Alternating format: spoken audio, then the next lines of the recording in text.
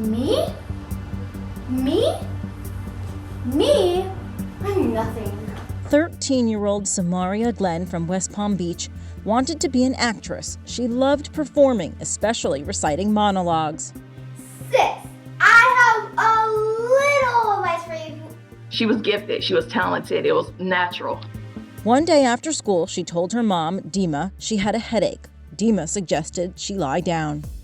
She was not just very attentive about the theater and acting and drama, but her studies, she was always on top of them. So telling her to go lay down when she said she had a headache was a big thing for her because she had homework and homework has to be done. She was really on top of her studies. At some point, she went unconscious as I was trying to get ready to take her to the hospital. Samaria's condition deteriorated rapidly, and before long, the young teen, who had been so full of life, was dead. The cause was a brain bleed.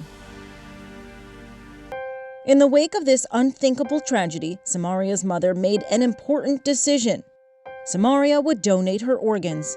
An honor walk that celebrates organ donors was held at Joe DiMaggio's Children's Hospital in Hollywood, Florida. 6 of Samaria's organs helped save the lives of 5 people. Often, the donor's family doesn't know the recipients, but in this case... So your decision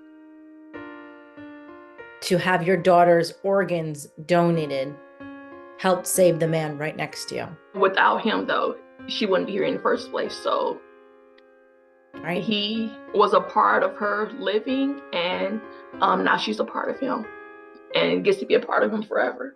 Less than 24 hours after Samaria died, her kidney was given to her own father.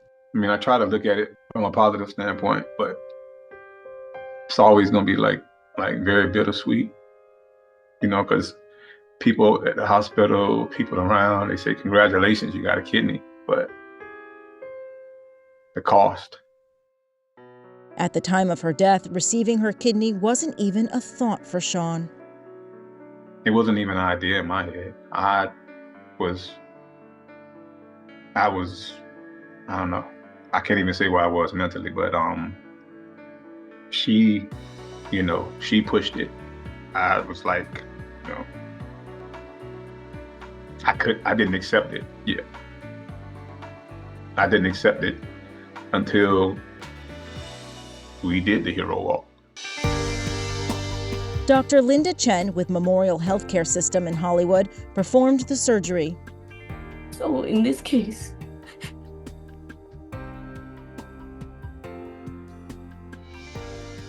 it's very touching and it's bittersweet.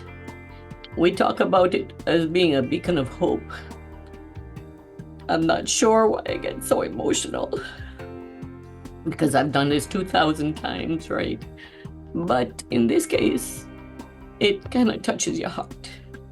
Sean Glenn never told Samaria or his other children that he was sick and on dialysis for the past few years. His name was on the national transplant list, one that exceeds 100,000 people in the U.S.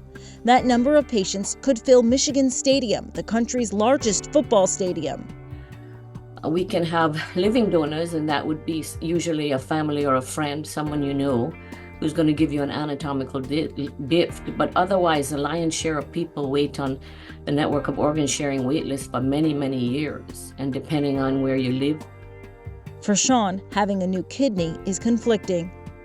It's hard being happy. I feel guilty.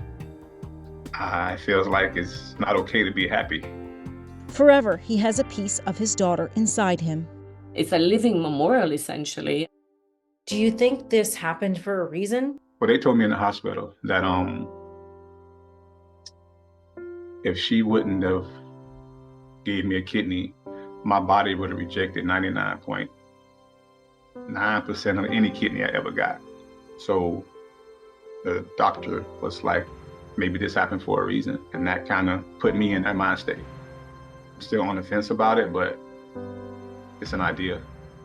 And in some way, it's helping these parents heal. Even despite all the odds, I believe for a miracle. So sharing her story is that miracle. Her life in itself is that miracle.